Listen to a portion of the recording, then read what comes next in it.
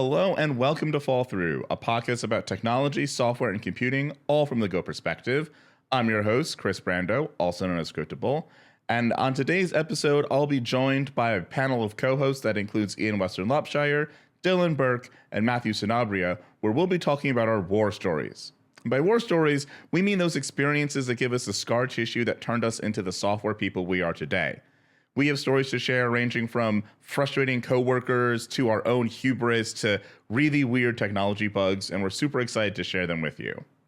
As always, subscribe, like, comment, share, and follow us on all of the socials. And with that, let's get into it. Hey, Matt, how are you doing today? Hey, I'm all good. Just hanging out today on this beautiful rainy day. Excellent. Yeah, it is quite cloudy and rainy outside. Oh, yeah. Boo. Also joining us from the same region is Ian Wester-Lopshire. How are you doing today, Ian? I'm doing well. I need to find something other than the weather to talk about when you ask how I'm doing. But it is gloomy, so, It's gray. I can't see very far. And hopefully in a place that is not rainy and gloomy, we got Dylan Bourque. How are you doing today, Dylan? Good. It's wonderful here. Mid-70s and sunny. You guys enjoy your rain. But how humid is it? It's not bad. Wintertime humidity's 50s and 60s. It's not July. That's good. That's good. Yeah, I don't like that hot, humid nonsense. No, thank you. Yeah, that's what we specialize in that. And with that, let's just jump right into some war stories here. Dylan, why don't you go first? Sure. Like we mentioned on the last episode, I've been around for a while. I think I'm approaching 26 years. I won't go all the way back to COBOL because no one wants to hear that. So to set the scene, it's circa 2012. We are working at in the IT department at a fairly large home health nursing company. Full Microsoft stack, .NET, C#, Windows, Microsoft Visual Studio professional subscriptions for everyone, the whole nine.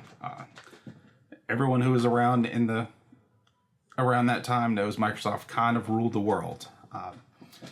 So we have a QA person who files a bug that newly scheduled visits are showing up at 1 a.m. on the day before. And we're like, no, they're not. There's no way we missed something that obvious. So we test for a couple hours and close it out. Can't repro. A few days later, she reopens it. We go back and forth on this for months. Reopen, it happened again. No, it didn't. We can't repro it. You know how those bugs go. They're always fun. So this particular QA person worked remote from her home outside of Atlanta, and our office is in Baton Rouge. She comes to Baton Rouge for a visit and also could not reproduce it. So now everyone is just head scratching. What is going on?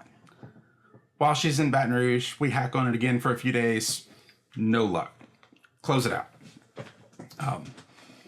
So some more details. Like I said, this was a Microsoft shop, full .NET. We were building on ASP.NET Silverlight platform, which was a application platform to write web apps, but pretend you're not writing web apps. While you're writing your code, it looks like you're writing a desktop application. Method calls just look like method calls, and there was a whole stack of magic to do the RPCs and build everything and re-render screens. It was awesome. Awesome. Similar to Go, the dates in .NET are represented by the date time type. It's a date and a time zone, and some internal state to deal with things like whether or not you've crossed the daylight savings time boundary, and so that whenever you go back the other direction, you don't run into infinite loops. Fun stuff. So this QA person goes back home to Atlanta, and with the bug in can't reproduce state, only to a few weeks later reproduce it again. So she reopens the ticket, and for whatever stroke of luck, miracle, she happens to notice that when she was on her laptop at home, she could reproduce it. Some more context. We were running a VMware ESX system, running a bunch of Microsoft Terminal Services systems, and most people worked in an RDP session, which meant your machine's in Baton Rouge, regardless of where you happen to be. For us locally, it was convenient because we could just disconnect, go home, pull our laptop back up, and reconnect to our existing desktop. That was great. So she finally notices that she can only reproduce this when she's working from her computer and not over RDP.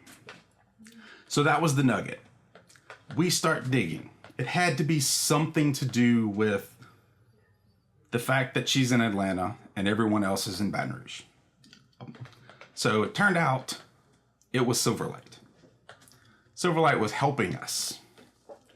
This is an EMR system, scheduling visits for patients. There's a field for the date, and then another for the start time and the end time. We take the date that they pick from the calendar, we create a date time value for it with that date and midnight local time as the time. On her machine, it happened to be Eastern time. That gets sent over the wire to the server in Baton Rouge, and Silverlight helps us out by adjusting that time to local time in Baton Rouge, subtracting an hour, and us deserializing 11 p.m. the day before. Because it was just a date, we lop off the time and store the date in the database. Screen refreshes, everything happens in reverse. It comes up, it's the day before, midnight local time Baton Rouge, gets translated to 1 a.m. Eastern time for the UI. Table flips all around. Like, what the actual hell? So, the real plot twist is finding it was very tedious and took forever, but that was the easy part. Turns out there's no way to get around it. If you use date time, that's going to happen, no matter what. There was no hook to say, leave this where it is. Even if you set it to UTC, they would just subtract 6 hours from it instead of 1. So, myself and 2 other engineers and 2 DBAs spend the next 3-ish weeks going through every table in the database, over 1,000 tables, and identifying every column that held a date or a time or a date time, some form of time of day, and categorizing them into this is a date, this is a wall time, or this is a moment in time, and changing the entire schema so that they are date or time, or in SQL Server parlance, date time offset, an actual date time plus a time zone offset. And then implemented custom types in C# that is a date only and a time only, and then updated the entire code base to use those for the things that were date only or time only. And everything else got updated to be the SQL datetime offset value instead of the standard system datetime.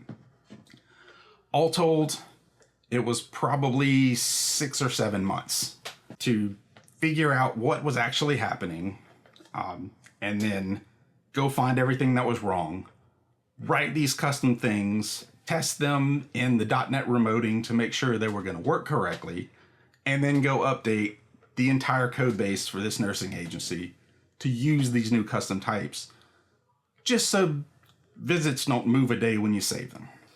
So you invented time travel is what I'm hearing. That's all I'm hearing from this story. Something like that. Yes, Is that you that was the invented time point travel. of that whole spiel. But yeah, the fact that there's no native way to represent a calendar date or a wall time was the actual underlying problem. It was just quite an adventure to get to the point that, oh, now I see what's happening. Like once I got to, we lopped off the time. You all started head nodding. Oh, that's what it was. There was an article like covering this concept the other day. I think it was on Hacker News or Lobsters. I can't remember where I read it, but it was basically like store the time in the user's like intended time zone. It was talking about events and like how, you know, kind of like a meetup sort of deal. And it's like to store the time in the intended time zone of where the event's taking place.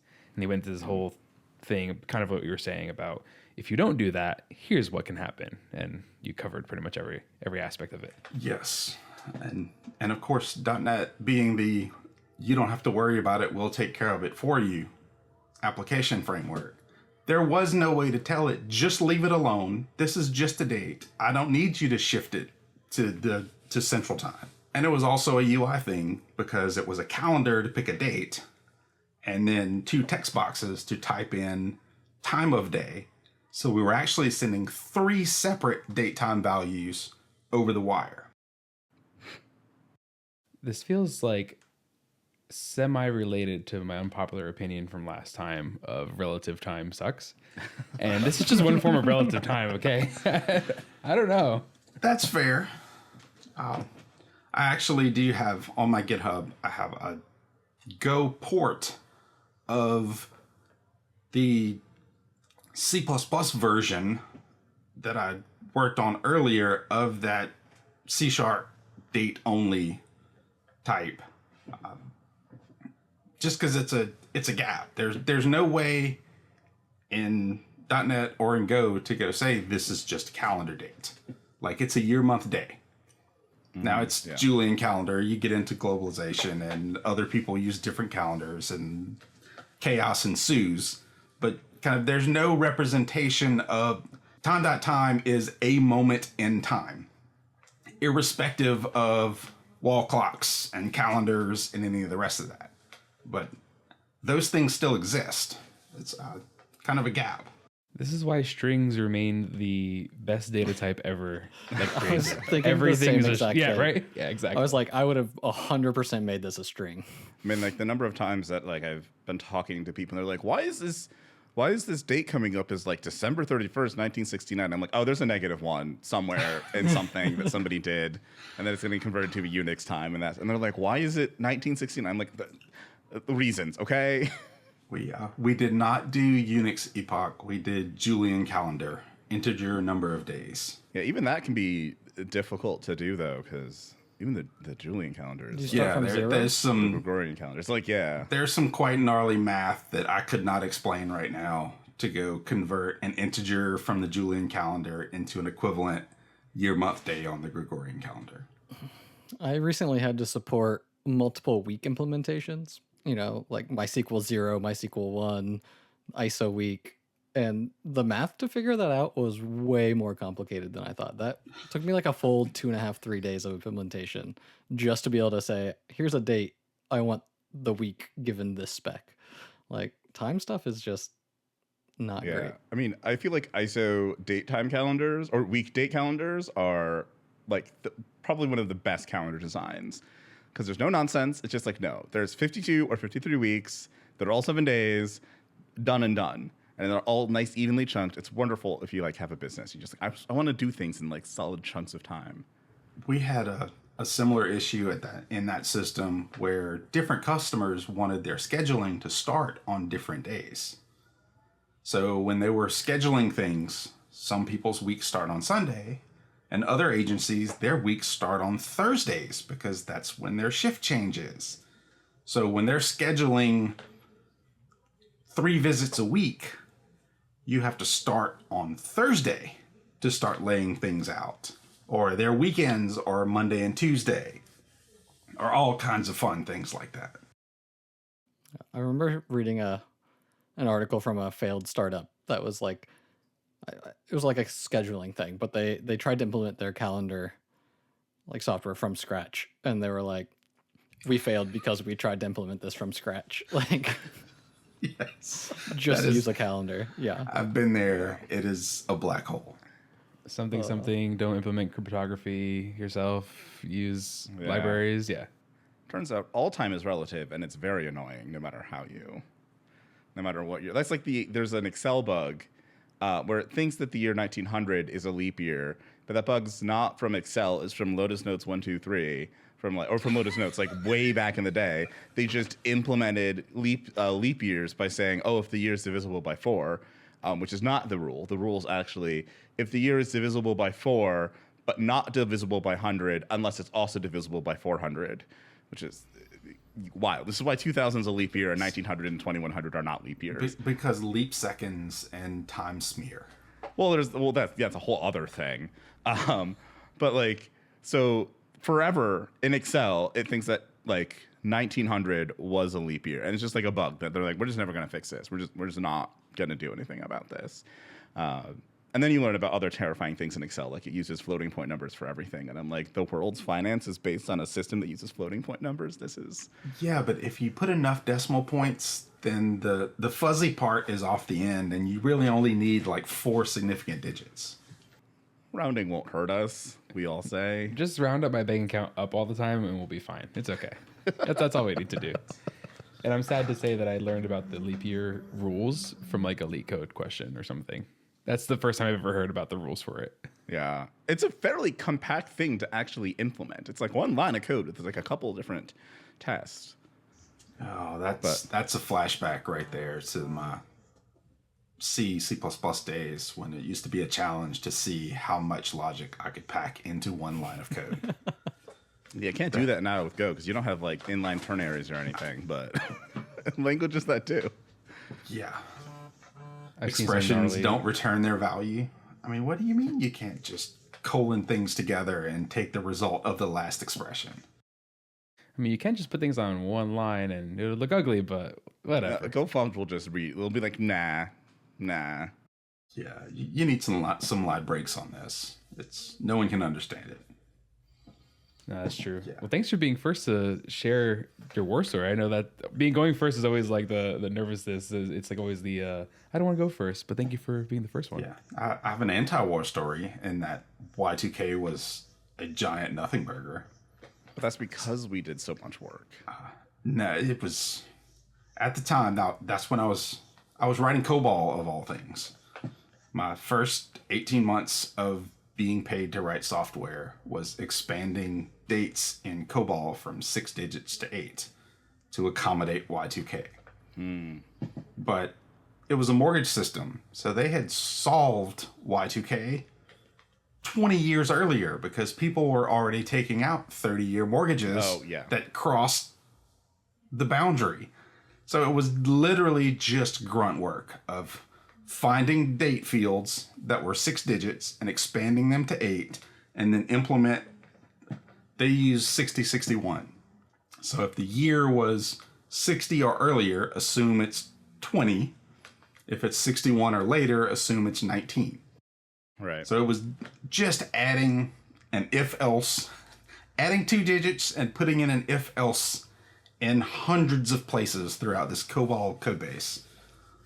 And when it came around, I was 100% convinced it was going to be nothing at all because it was like, it's really not that big.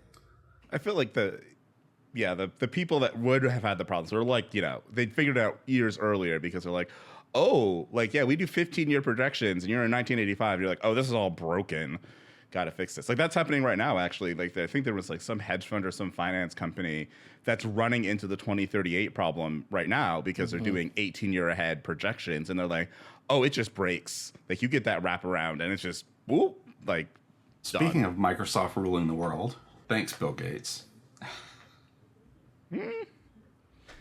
It's fine. We have drones overhead. It's fine. What's the worst gonna happen?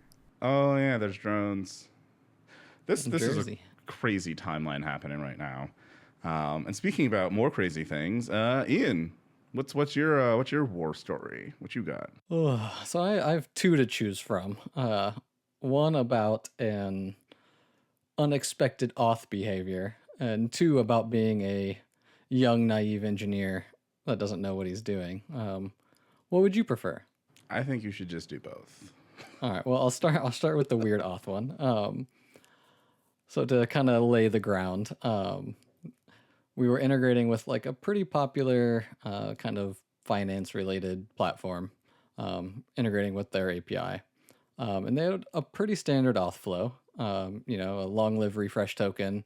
And then you had to refresh that token, get a refreshed bearer token every hour to actually do the API calls. And so, yeah, we build out this integration. Everything's working. Tests go well. We go to production. It's working well. And about an hour later, we start seeing just a ton of 401 errors. So obviously an auth error. So I do some debugging, and it gets a little bit weird. The first token refresh goes fine. We boot up the server. We haven't refreshed any tokens, so we don't have a bearer token to use. The first refresh works fine. The second one fails, but not always, just intermittently. 90% of the requests fail, not 100% of them. So my brain goes to, we have an error in the refresh logic. Maybe we're using a stale token. Maybe there's some weird concurrency error where we're getting a bad token or a corrupted token. So I do quite a bit of debugging. I'm about a week in now, and I have 100% ruled out that it's a refresh error. We are refreshing correctly. We are using tokens correctly. And I'm on support with I'm in contact with their support team. Their engineers have no idea what's going on. And so I kind of get to a screw it point, and I say, we're just going to log out these quote unquote invalid tokens. They're not invalid. We know they're not invalid, but we're just going to log them out. So I grab a couple of those and try it locally. And lo and behold, it works great. So my brain goes to, maybe it's some weird networking thing between AWS and this API server. So I SSH into one of our production machines, do a curl request, also works great, as I can see the logs coming through with 401s. So at this point, I'm like pretty stumped. Their support is still not really any help. I did a solid 2 weeks on and off of debugging this, checking everything from switching to HTTP1 to HTTP2, making sure the user agent isn't something weird, like literally every piece of this request I had pinned down, works in production. Works locally, does not work in production. And so I'm at one of our daily stand-ups, and I'm frustratingly ranting about this. And one of my coworkers just is like, have you tried turning off HTTP keep alive? And I was like, why would that do anything? That doesn't make any sense. But, at this point, I'm willing to try anything. So I turn off keep alive, and no more 401 errors. Not a single one. Which is strange. I'm very happy that it is working now, but I'm so confused. So I do some more testing locally, and I finally am able to reproduce. It turns out if you refresh a token and then use a connection you established before the token was refreshed, you get a 401 error. So every time you refresh your token, you have to clear out all your connection and use brand new ones, and everything works. The wild part there is that's not how tokens work at all. And two, I don't even know how I would implement that. Like on a Go server, like some weird request level caching or something. I don't even know how I would do it. Oh, I wonder if it's connection. Like you have the connection open, and then that just has a cache of whatever the valid tokens are. So when you refresh, it doesn't grab the new ones to invalidate the cache properly. So it looks it up, and it's like, this token isn't in here, and says no. But when you kill it, when it boots up a new connection, it's got to grab that cache from somewhere, and it gets the fresh stuff. So that'd be my guess, is they just never actually refresh the cache on the connection. But it was a doozy. That is just not expected behavior at all. It was about a 3-week on or off project where I was pulling my hair out. Oof. Did you end up like having to keep this workaround in place, or what did you end up? It is still into place to this day. When we refresh the connection, we nil out the HTTP client and just add a new one. So instead of their stuff working correctly, we have to incur a garbage collection now. Yes, 100%. Yep. I love technology. Yeah, I don't know. Doesn't sound like a a crazy story, but I'm telling you, that was a rough 3 weeks of my life.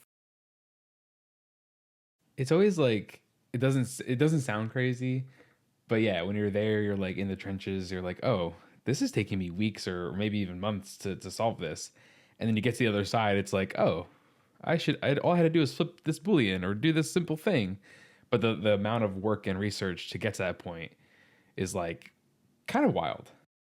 No, it was also frustrating because like through that debugging process, we did learn you restart the server, it fetches a fresh token, and it works, and we don't really know why, but we still have to like get stuff done in production. So I'd have the finance team being like, "Hey, it's not working again," and I have to restart a server like 3 times a day so that they could still use this product. It was a wild time. Yeah, you have to do the SRE route of like a cron that restarts your stuff. That's the only way to do it. That's the way it works. Just turn it off once a day. Memory leaks go away. Token refresh problems resolve themselves. It's awesome. Oh, Yeah, speaking of, oh god, Oh, go ahead. No. no, I was gonna say speaking of things that turn off and turn on again. I think Kris has something about that with TCP. I mean, Ian had another one. Okay, I'll go first, and then Ian can go with the second story. I figure we'll do the load balancing round robin, and then we'll figure that out. Yeah. So this is back when I was working on an XMPP server. So it's an instant messaging server. So think Slack or anything like that. AIM, all those things. If you're old, AIM. ICQ before AIM. Oh God, yes. Anyway. So working on the server, and I'm not actively working on like this particular problem, but I hear about it every so often. Like, oh yeah, there's this thing happens where just like the whole cluster, because it's like a distributed system, like the whole cluster just goes down all of a sudden. Like everything crashes out, and after some investigation, they narrowed it down to be like, okay, well, like one server, it'll kind of lock up, and then eventually it'll take everything else down, and they were spending like months, like people on my team, people from the ops team, everybody was trying to figure out like, why is this happening? Like, why do we keep having this problem of the whole network getting crashed down? Where's like what's going on? And they were having just like entire war rooms to try and alleviate this problem or figure it out. People were getting called in the middle of the night, all that stuff. And eventually they look at all the graphs we have, all the telemetry in Grafana, and they're like, oh, okay, there's this one graph that spikes on a server right before it crashes out. And then if we don't restart the server, then it'll crash out the rest of the network. So like, okay, we'll have someone that's just looking at the graphs, and when they see this spike, they will manually go and restart the server. And I love it so much. This is the status quo. This is what we're doing for many, many months, right? And this is just like that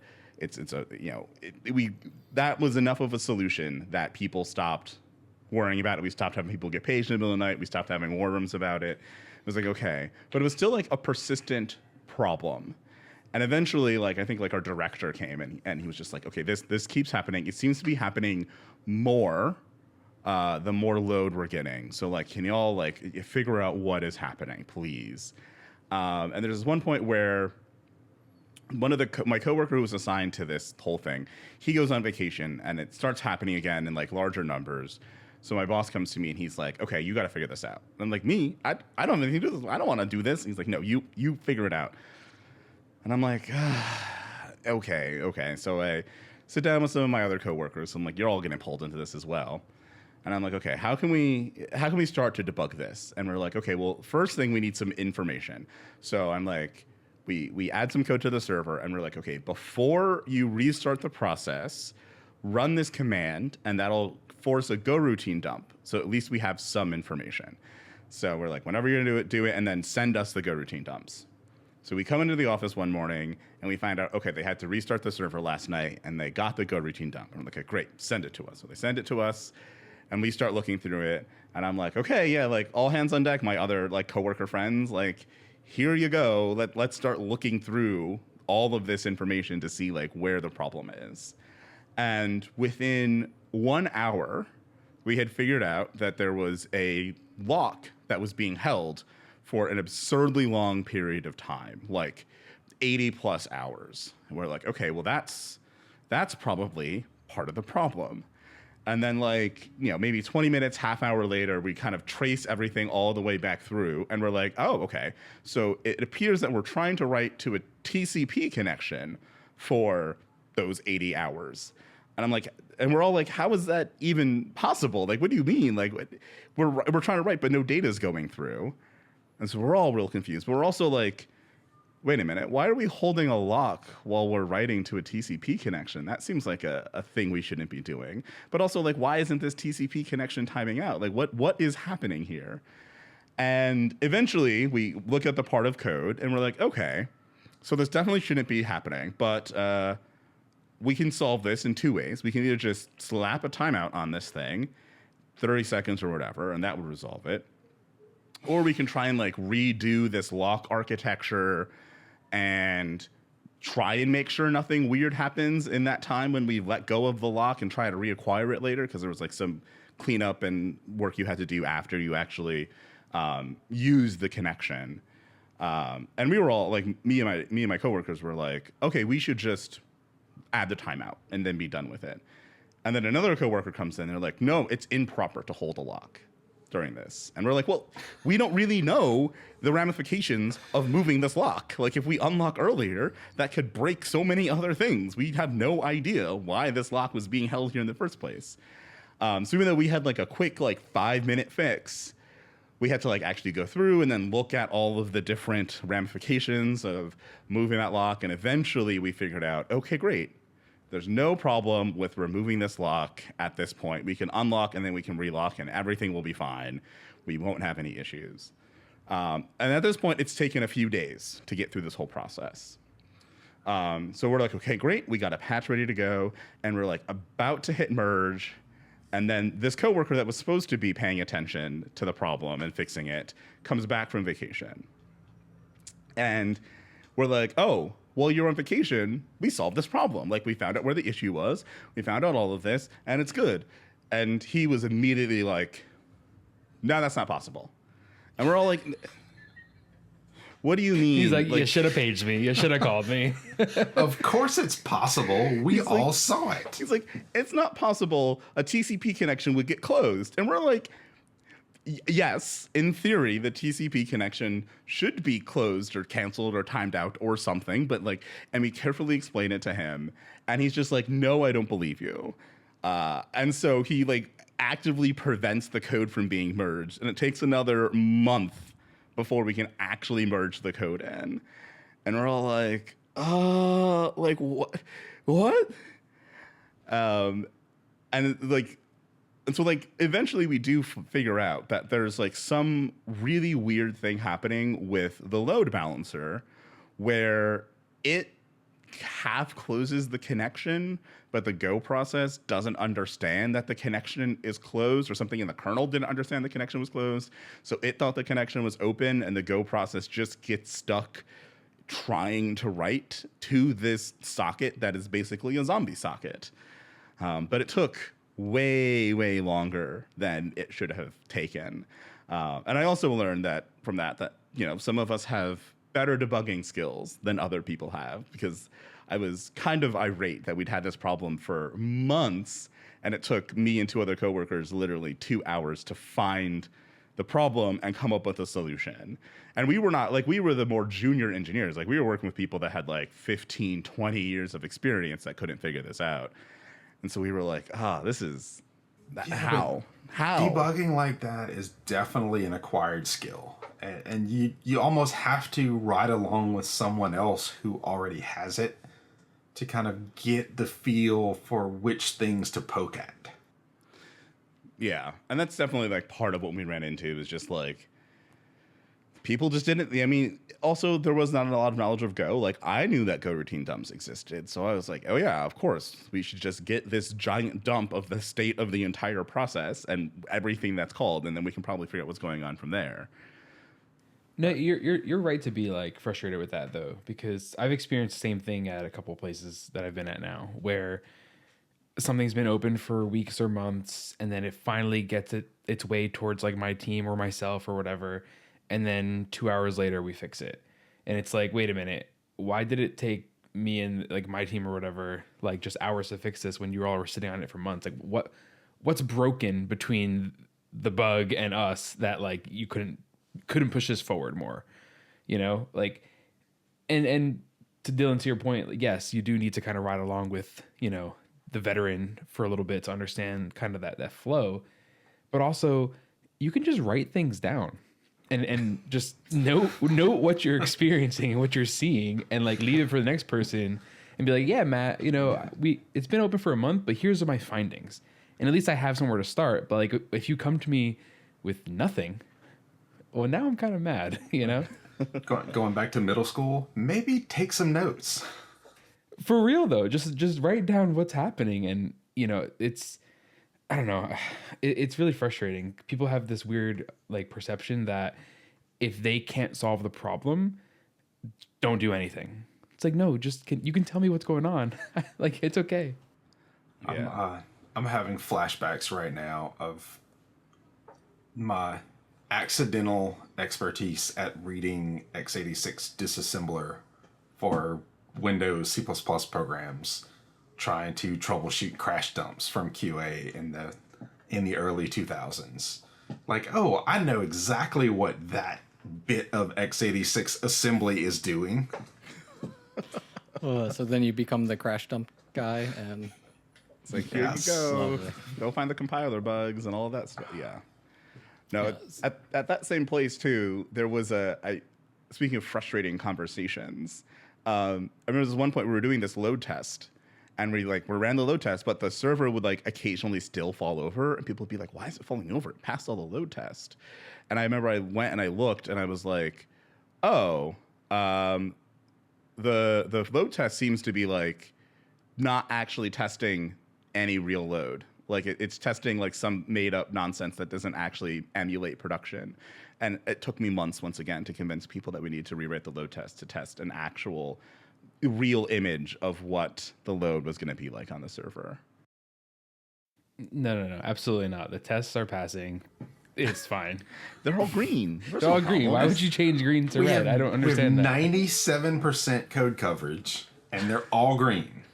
I don't understand what the problem is. Oh man. I'm sure we've all ran into those issues though, where like you have a solution to something and something pedantic comes up. Like I'm just thinking of I had a pull request where I had to argue for like 3 hours about a single nil check, where someone was like, oh, that can't be nil, get rid of that. And I was like, it can, and we're not getting rid of it. And it's like literally 3 hours of back and forth before I was just like, look, you might be right, maybe it can't be nil. Fine, we're leaving it though, because what harm? What harm? Static check. Whatever. Yeah, the compiler's gonna add a nil check anyways, right? Yeah, So in the future, when your preconceptions change, it won't crash. I've had that happen with a couple coworkers in my career too, where, oh, we're gonna panic here. It's like, but panic's gonna stop this program. No, it's fine. It's never gonna reach it. Then why are we adding the panic? Then why is it there? Now I'm confused. Like, why are we doing this? Oh, we have control of both the client and the server in this path. So we're the caller and we're the server. I'm like, great. So you wouldn't want to like document that to yourself with some checks and some error returning? We're in Go. Like, let's just do the thing. Yeah, I've had that before, and that's frustrating. I'm also flashing back to seeing various bits of code in C++ and now Go, where you check the this pointer or the receiver for nil, so that calling a method on a nil pointer doesn't crash. Yeah. The first time I saw it, I was like, that doesn't work. It's like, oh, It does. it actually does. That is terrible and awesome at the same time. Well, all right. Next war story. Matthew, what do you got? Yeah, I have a pretty decent one. So in my time at HashiCorp, I was working on the Terraform Enterprise team, and both Terraform Enterprise and Terraform Cloud had different ways of actually executing Terraform in their like isolation environments. So Terraform Cloud would use an EC2 instance, and Terraform Enterprise would use like a container, usually via Docker. And there was a security issue where we were going from Terraform 11 to Terraform 12, and that was like a big kind of change for in the Terraform world, like syntax wise and features and blah blah blah. But there was a security issue where someone could put a symbolic link that would like, you know, .. / .. / / et cetera, et cetera, et cetera. And they can like go back to the root and escape kind of their isolation directory and read contents of files on like the Terraform Enterprise host or the Terraform Cloud host. And granted, there's not much there because those also get destroyed every now and then, but it was still a security vulnerability and security wanted to fix it. So the security team patched that in a like a library that we use to do like archiving and archiving, unarchiving and archiving. And that library is like the slug library or whatever it's called. So they patched that, they shipped it, and unbeknownst to us on the Terraform Enterprise team, our nightly tests just started failing. And we were like, what's going on? So we see like this thing failing. We have no idea what's going on. So I start diving in and I noticed that, the way that we are actually copying these files around, since that archive library has changed, it's broken like our ability to copy. So for the EC2 for Terraform Cloud, they were using SCP to copy files around.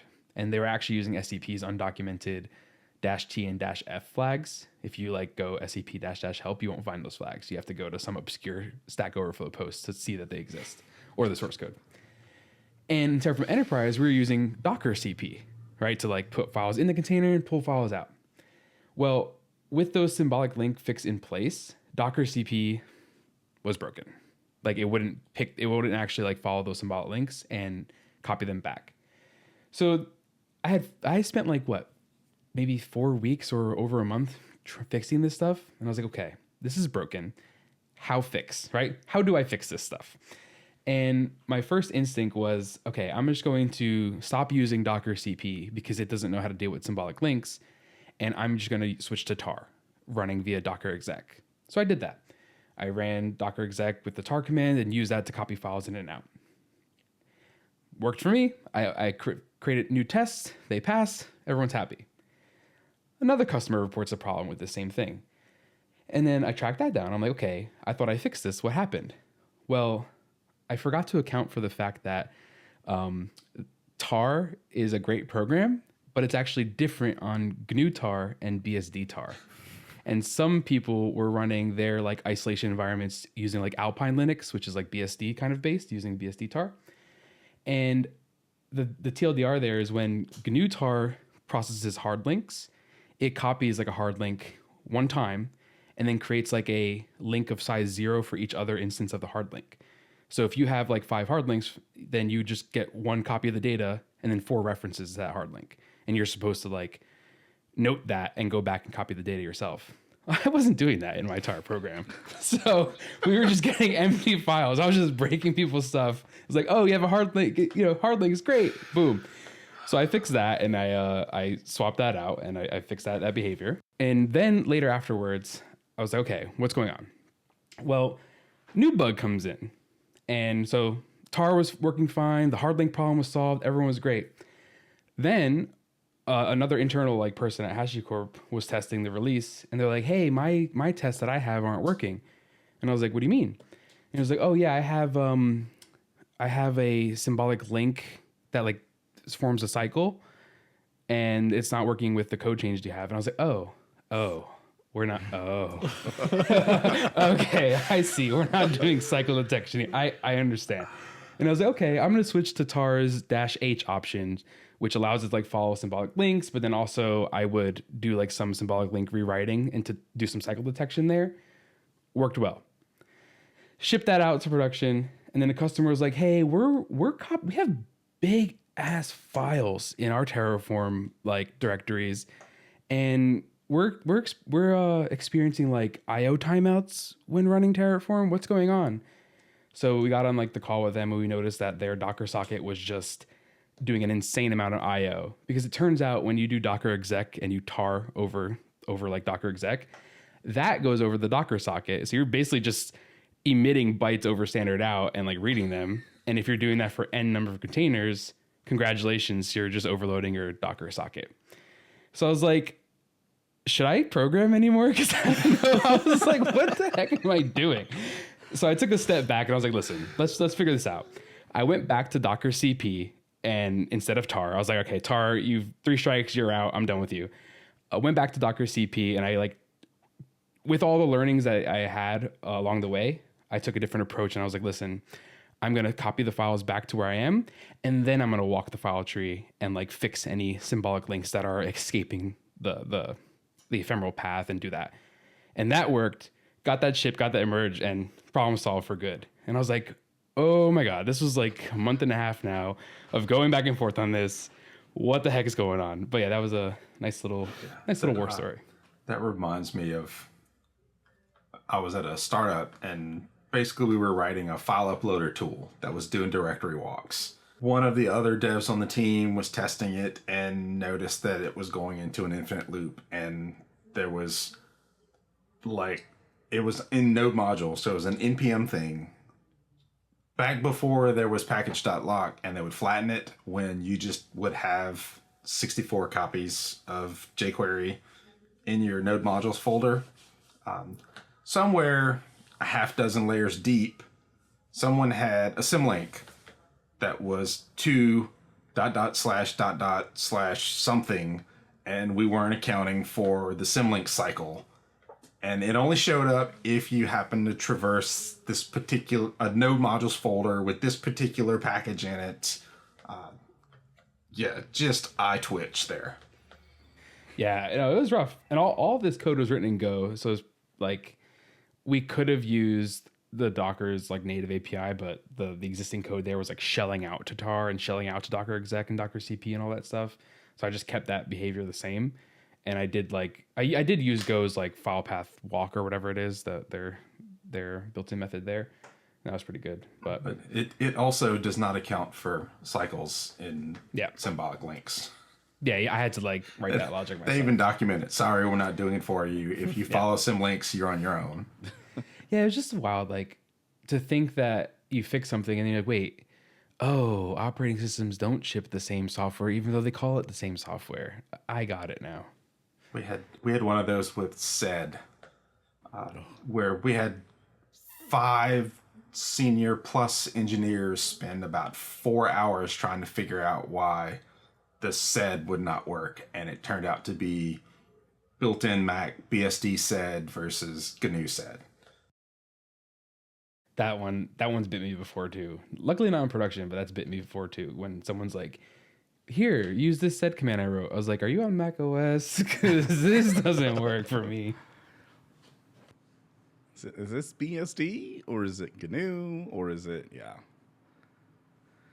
the fact that there's the same commands and they have different flags, and then the same flag can mean different things. Ours was that. It's the same flag that did something different on GNU versus BSD. I don't remember what it was. It was 6 or 7 years ago now, but it was literally, I don't know, what's the hourly rate for a staff engineer in tech times 5? Yeah. many dollars. Or times 25, because it was like 5 of us over the course of several hours. Oof. This is why like interfaces and design of things, it matters, but it doesn't guarantee kind of anything. The implementations can be different enough that it's like a completely different piece of behavior, piece of software. Yeah. You know, duck typing. You're a goose. You're not a duck. Get out of here. I mean, I feel like the tough thing too is that I don't even know how you actually detect which version, like a BSD versus a GNU, that you have of a specific tool. Like, that's you write it in a README. This only works with GNU SED. Yeah, but if you're like shelling out to something in Go, it's like, honestly, the only thing you could really do is not shell out to the something and like bring it back into the language and let the language kind of deal with that.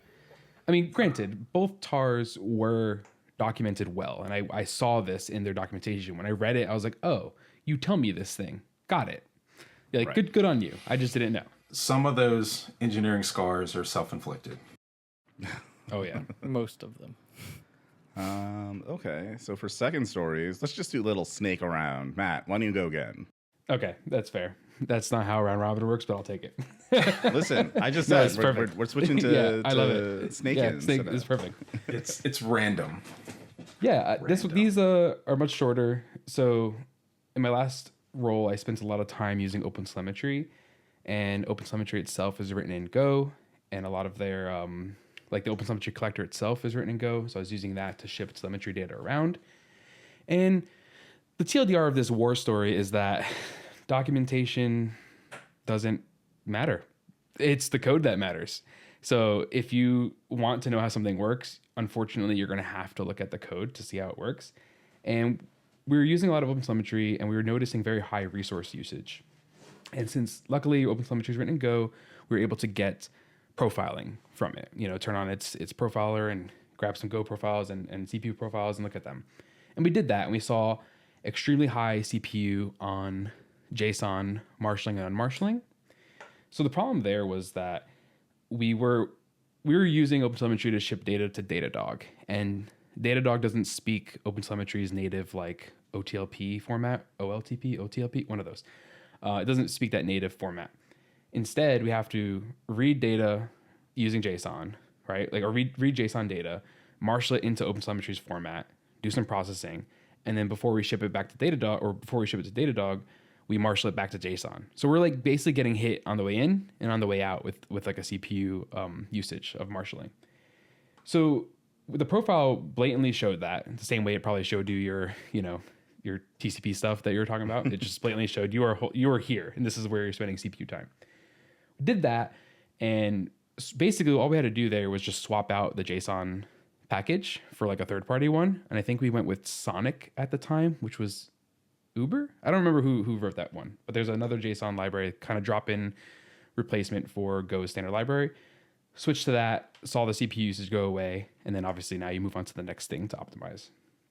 But while we were doing that, we also noticed that there was extremely high memory usage in this collector path, and we were basically collecting the same Prometheus like endpoints like data twice, and we were holding on to it twice.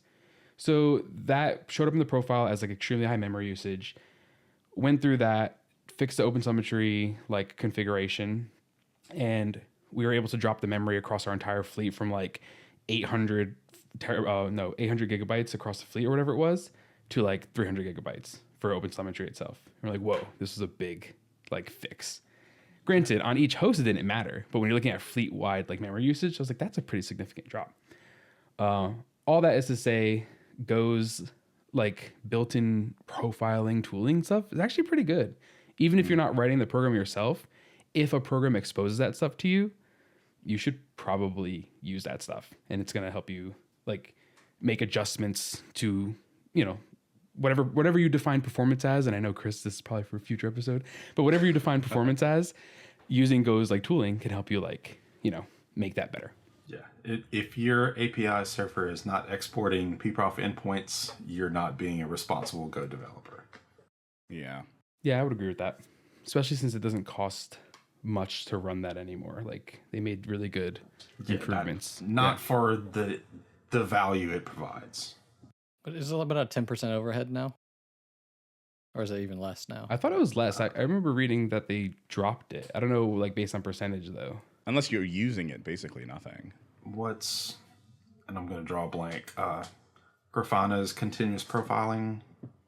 Essentially, it hits pprof on your process once a minute and sucks in your CPU and memory profiles and gives you continuous graphs of your running service. And GCP has a similar thing, and it's super nice. Yeah, Datadog has the same thing now. A lot of companies are doing that thing, which is good. Makes sense. And it's a good way to get profiles, like instead of going onto the instance and trying to pull them yourself or whatever you have to do. The only other two things I'll mention real quick, and these are like 5-second things, is these are just things I've seen in the wild. One, if you're taking database backups, you probably shouldn't just pipe your database backups over netcat directly. I was at a company where the person thought that was going to be higher performance for some undefined version of performance. he was like, yeah, we're using netcat because it's the raw you can get to writing bytes. And I was like, but I can just like open netcat to that port and corrupt the entire database backup, right? He's like, yeah, but nobody's doing that. And I was like, but I can, like right now, and anything on the network can do that. So yeah, production backups. Yeah. So production backups were happening over netcat, and that was very fun. And when you're managing resources with Terraform, this was earlier in my career now, don't modify something in the middle of a list, because when you modify something in the middle of the list or you delete something from the middle of a list, that means everything has to shift over one. And what happens in Terraform is that everything has to be deleted and recreated. So I deleted like over half of the DNS records for a company, including their root record. And I brought them down for like 15 minutes. And that was fun. I ran into that same thing not 2 weeks ago. Not as drastic as that, but yeah. It was one of those incidents where I was like, I notified them that incident was going to happen. As soon as I saw what was happening, I was like, oh, we're going to have an outage. Started an incident channel. Okay, thanks.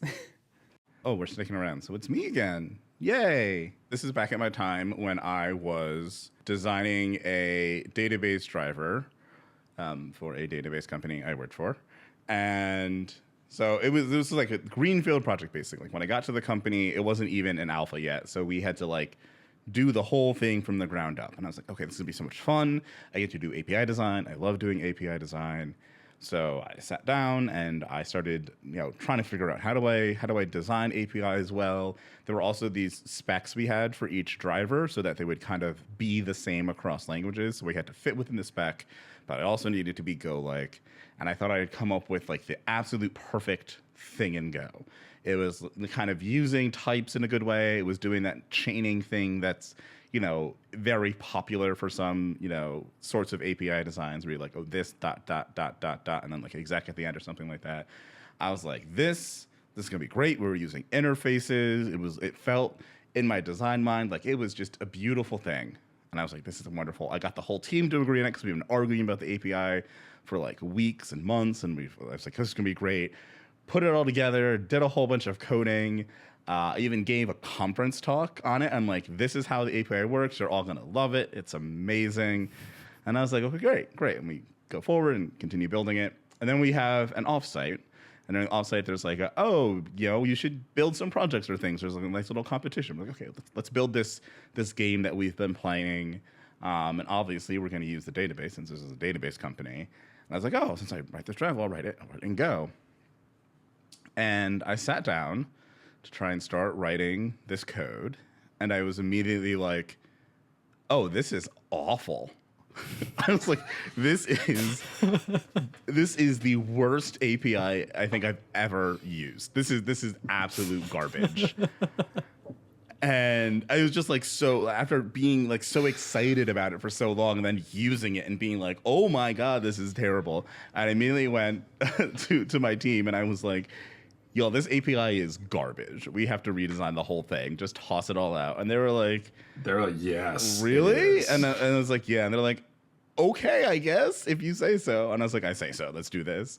And then we redesigned it and then fought for a few more months. And then we came up with the design that the driver has now. That's actually, I think, pretty decent and pretty okay. So it was, but. For me, that's kind of the win of TDD. You have to consume your API. I mean, we had tests while you're building it. It's not like we didn't have tests. We had tests. It's just like TDD wasn't real world tests, like, right? Yeah, you're testing the individual things. So yeah, but kind of like you're saying, where it's like you actually sit down to use it and go build something using this API, and you go, God, this is awful. I hate this. Yeah. No, I think like that's happened so many times to me where I like finish a feature and it's done. And I'm just like, oh God, I hate this. So like you need more, what like, have I done? Integration tests or more like examples. Like, okay, let me actually sit down and try and use this thing. Yes, I've done that plenty of times. We learn. So now I know you got to actually use the API you design. I kind of do some more like I've been writing, been kind of developing my own database for reasons, and I actually did it the opposite way with the API design, where I sat down and I like wrote the code to consume the API of the database before I actually implemented any of it. And that helped iterate the design so much faster. Because I was just like, oh, no, this sucks. Oh, no, this sucks. Oh, no, this sucks. Yeah, I try to do that with API design. Kind of like, how do I want this to behave? How do I want someone to consume this? What does the actual client code look like? And kind of get that pinned down, and then, okay, now we're going to go make that API work, rather than build it and then bolt the API onto what worked when you built it. And then kind of you end up where someone goes to actually use your API and they're like, God, this is so clunky. This is so awful. How could you even do this? Why are you subjecting me to this torture? Yeah. I've definitely been there. I've tortured coworkers lots of times. I've tortured myself. You know, you got to live with those things. Yeah. Thankfully, that driver was still in alpha, so we could just rip the entire API out and rebuild it. So that was the nice thing. Yeah. I saved it before it was a permanent mistake. I have one kind of similar about making bad mistakes. So this was like, I think only like a year or two into my career. And the company I was working for was switching between Workday or between ADP and Workday, which are like, you know, like the big enterprise planning platforms. So think like HR stuff, like your tax elections and insurance and payroll, all of that. And the cutoff had to happen on January 1st. I ended up with the task of basically a big ETL, like take all the data from every employee we ever had and all the history there and load it into the new system. And you'd think there'd just be tools for that, but there were not. And my naive two years into software, I was like, oh yeah, this is just a big ETL. Of course I can do this. And that did work for the first like 4 or 5 things I tried to transfer. And then you get into tax codes and, you know, we have employees in 50 states and multiple countries. And so you're trying to map all these tax documents into the format of the new system. And then you start realizing, oh, the new system requires some data that's not even in the old system. And so, you know, this is all happening in like December. And I'm starting to realize I'm not going to be able to do this. Like the Jan 1 cutoff is there. And I can't finish this. I'm not going to be able to do it. So we end up building a really simple little application that just queues up all the employees. And we got 15 people to sit in a room, and you just hit next employee. And then you bring up both records manually and make the changes, save it, and then hit next employee. And so we sat in a room from, I think, December 27th through the 30th, just manually going through every employee, every record that they ever had, making sure everything got transferred correctly. And we did get $25 Amazon gift cards for our trouble. So, you know, hard work pays off. But yeah, just the naivety there is mind blowing in retrospect. Like, yes, I'm going to be able to take all this ridiculous HR data and map it myself. Yeah, that's not going to happen. Oh yeah, just randomness abounds. I'll bookend with a Go story. So we had a struct that, for reasons, had a field that was a pointer to a UUID. It was being JSON marshaled. All the fields were public, no JSON tags, so it ended up in JSON as an object. Open brace, field name in quotes, colon, base 64 encoded string, because it was bytes. Completely unrelated bug shows up in this type, and being the conscientious developer, I noticed that we're writing objects, and it's really just logically a UUID. So I add marshal JSON and unmarshal JSON to just take the bytes of the UUID and turn it into a string. Wonderful unit test pass. Everything's great. Production fire. Like, what the hell? I tested the crap out of this. Turns out we had instances of that struct embedded in other structs in redrive queues for various operations and it was really fun because sometimes it would fail and other times it wouldn't. So you had a fleet of, say, 10 nodes of service X, and 2 of them were running the new code, and the other 8 were running the old code. So depending on which machine picked up the next item in the queue, it may or may not fail. So what was happening was my unmarshaled JSON was saying, oh, this should be 32 hex characters because it's a UUID. I don't know what the hell to do with an open brace. And just dump. So the lesson is no good deed goes unpunished. Don't just fix it because you can. It was more correct, but it also broke production. Yeah, sometimes you just gotta leave things broken. You know, like that XL leap year bug. You know, I'm sure somebody's spreadsheet would just blow up if you fix that bug. Oh, absolutely. So it's like a weird quirk, but it's like, it's okay if we don't fix it. It's one of those weird things. But I remember having an interview, when I was job hunting in New York, and one of them was like they set me down with a code base and said like fix the bugs. And at the end of it, there was like 4 things that I didn't fix, and the guy was like I added comments about the behavior, but I didn't fix it. And he's like, well, why didn't you fix these? And I was like, I guarantee you I fixed these, and 12 other things break in another place. So like, you just have to leave these. And I did get a offer from that place. So Yes. the code interviews where they're like, oh, fix our broken code, please. It's like, I don't know, I'm gonna pay me? Like what? Dr. Hiram would like to have a discussion with you about unintended consequences. With that, we're ready for the last segment of the show that we still don't have a jingle for, because those are still pending. So, but here we are. Unpopular opinions time. Unpopular opinions. All right, who wants to go first? all of my opinions are popular. Sorry. I'll go, and I'm sure the pitchforks will come out. So my unpopular opinion for this episode is that Vim is not an IDE. I don't care what you say about it. It's just not. It's just an editor. So, in my defense, I had this debate with a coworker for years, and he was like, "Oh, Vim is just as good as VS Code or IDEA or Goland or anything else. It's a complete IDE." With the caveat of, as long as I have my 7,000 line vimrc file that I've curated over the last 10 years. So Vim is not an IDE. Your bespoke implementation of Vim that you have built for yourself can serve as your own personal IDE, but no one else knows all of your secrets. So that's my opinion. I mean, I think that makes VS Code also not an IDE, right? Because you need all these plugins, you need all these language servers. That's fair. but I feel like those are the things that make it.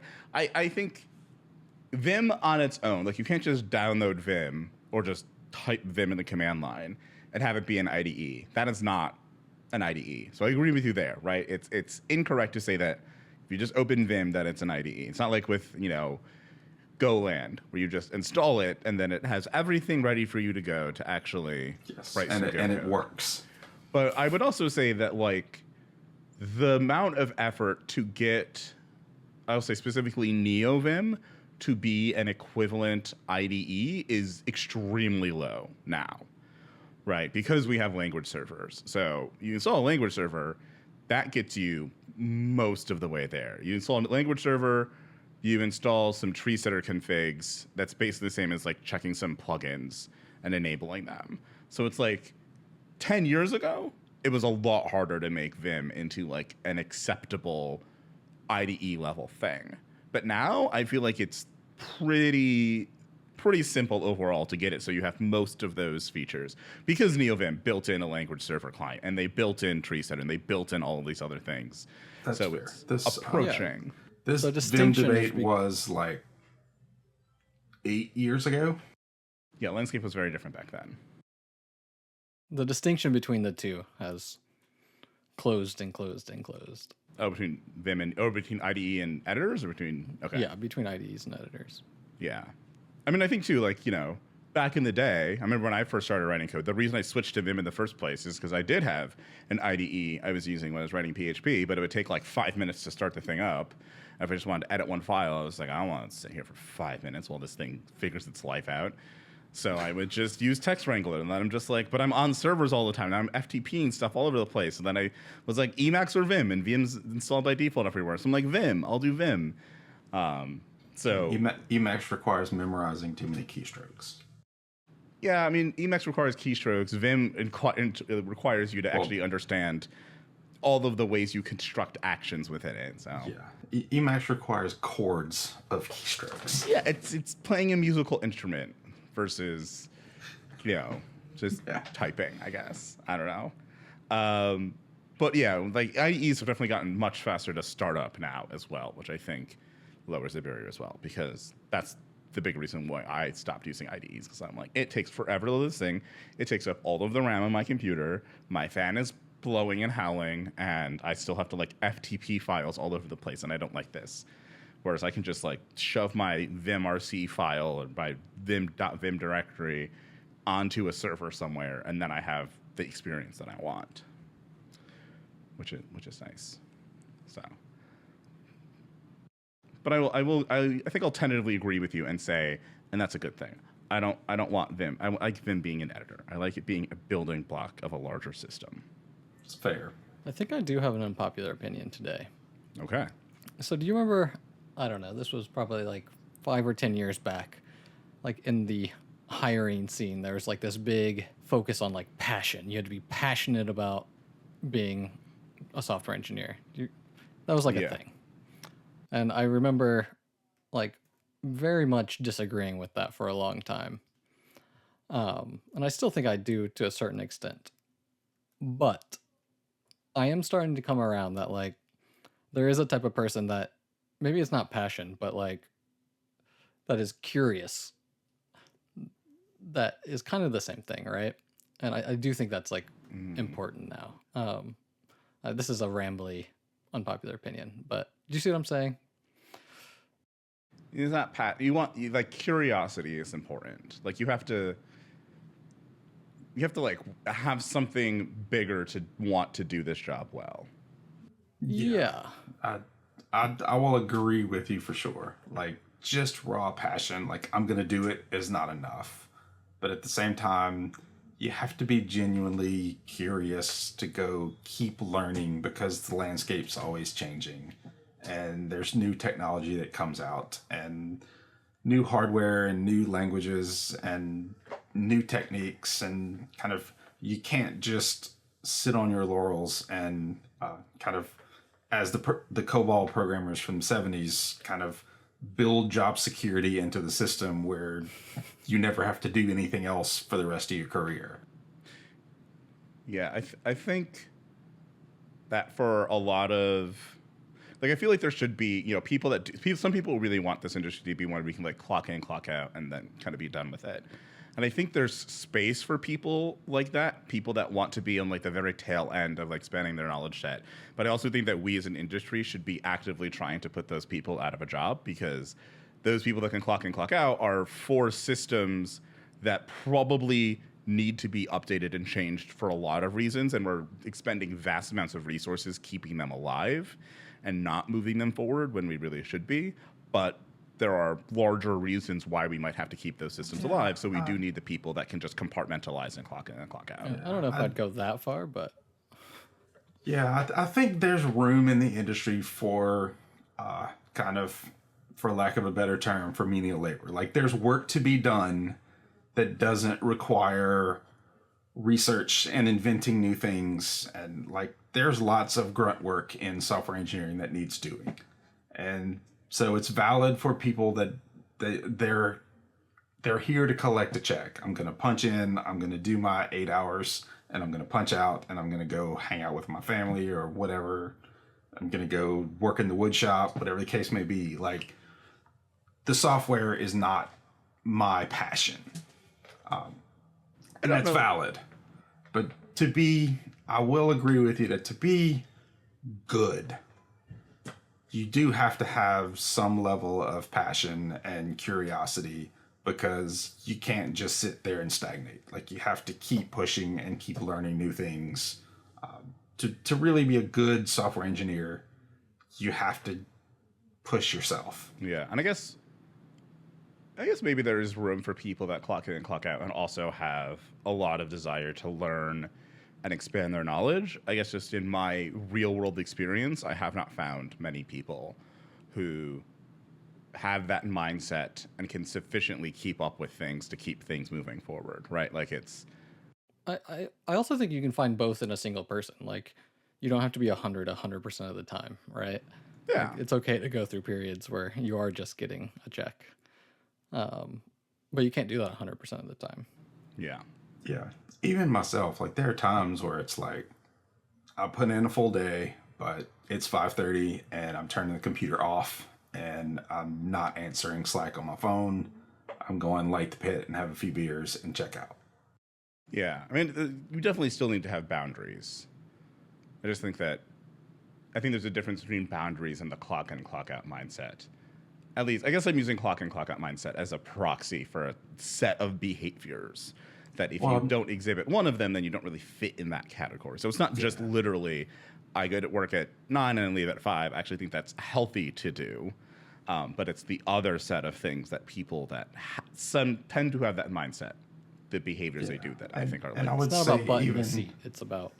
there are times, for a long time, I was also a hobby programmer. Like, I would go back and do other things. These days, I really don't. Like, at the end of the day, when I stop working, I go do other things that aren't writing software. I don't have hobby projects. I don't go get back on my computer and write code at 11 at night. I just don't. I'm still very curious and interested in learning, and I follow the trends and look at the new languages, but I'm not going to go spend 4 or 5 hours a day outside of work time doing it like I would have when I was 20. And I think that's also like good. I think boundaries are really good, but I also think that part of the problem our industry is having right now is that there's not enough people. Like, we haven't structured our system so that we can not overly take advantage of the people that do put in a lot of extra work, right? Talk about open source, and you have these 3 developers that are like holding up the entirety of the industry. Like, the whole Log4j situation where you're like, well, they couldn't get rid of this feature because so many people wanted it, and they didn't want to migrate. They won't have to write their code or rewrite things. They don't have to change things. Like, the apprehension to change put a tremendous amount of work on people that aren't even being compensated for what they're doing. And it's like, the people that often are holding back change are people that are like, well, where are we going to find the bandwidth? Where are we going to find the time? How are we going to do it? I think there's like those levels to it. I guess I need to find a better way of describing this group of people, because I don't really know. And once again, I don't think that the industry, like, I don't think it should be, if you're this type of person, you shouldn't be allowed to work in the industry. I think it's more of, you have to realize that at some point you're going to have to shift into a different mode and learn some new things if you're going to survive in the long term. I don't know. Sounds like we could talk about that more, but feels like a good place to end this one. Yeah. Oh, but I have an unpopular opinion. Oh, yeah. Go for it. It's sort of related to yours, but this could also be a whole episode, so I'll keep it short. But I think that I think we as an industry need to embrace the fact that we are more akin to a creative industry than we are to like a strictly like, mechanical or factory like one, or like kind of the other knowledge working jobs. Like, thinking like, we should have portfolios. Like, when you go to interview for a job, you should have a portfolio of the work that you've done that you can give to a prospective employer to be like, here's what I've done. And that should include information from the jobs that you've done and things like that. Like, we should be an industry that does that. Because the industry as it is today, I think we're just kind of lost about how to actually hire software people. Because we have all of these code challenges and these interviews, and they don't really tell you if this person can write code or if they're going to be good at the job. And I think there's a lot of on the other side of people being like, well, then if I have to have a portfolio and maintain it, that's work I might have to do outside of the hours that I put in every day. And that seems like a lot. And it's like, yeah, I mean, if you want to be an artist and sell your art, you got to put in extra work. If you want to be a writer, you got to put in extra work. And we as an industry should support your ability to build a portfolio and have it so you can show other employers. But I think we need a way to fix this problem of how do we hire people? How do we tell if people can actually do this work or not? And I feel like that doesn't happen if we keep trying to be like, you can, I guess this also leads into what I was saying before. It's like, you can just have this 9 to 5 and the company gets to keep all of that IP and you don't get to use it as a demonstration of what you can do. Like that is not going to be compatible with us ever having a way to actually be able to exemplify the work that you do. So like that needs to change. And I think people's attitudes around all of this needs to change a little bit. And we need to get rid of like the leak code nonsense. I think that's like a very popular opinion, but I hope so. I don't think that one's going to be very unpopular. I'll have to clip the first part and be like, oh. I 100% agree with what you said. Of course you do, Dylan. We have very unpopular opinions that we like. They're popular with us, but not with other people. I need to talk about language again. That always gets unpopular. All right. That sounds like a decent place to just close out. Any last remarks, Ian, Dylan? Be careful what you fix because it could bite you. Yeah. And also take notes when you're in the middle of a fire because that information is good for later you and for your coworkers. Write things down. Just take notes in general. Yeah. Yeah. Write things down. Be curious. Learn the debugging tools. Yeah. As I think Ian, you might have said, just put pprof on any of the production servers you have. Give yourself the ability to get the information that will help you solve problems. Yeah, that was me. If you have a Go process, add pprof. Make it debuggable. Yeah. Precisely. All right. Well, thank you, listener/viewer. That's right. You can view us all on YouTube. Come watch and like, comment, subscribe, share, all that stuff. But yeah, I think that's it for this episode. We hope you enjoyed our war stories. And yeah, subscribe. I'll say it again. I think you're supposed to say it a bunch of times. I have no idea how this works. We'll learn. That's the way this works. We'll figure it out. We're learning as we go. Yeah, bye, y'all. Come back. See you next time. Later.